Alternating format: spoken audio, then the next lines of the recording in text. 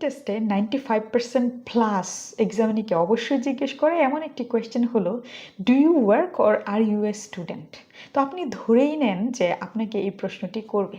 তো আপনি যেহেতু জানেন আপনাকে এই প্রশ্নটি করবে, তাহলে আপনার উচিত এই প্রশ্নের আনসার আপনি ব্যান 9-এ দিবেন, এইভাবে প্রিপারেশন নেওয়া।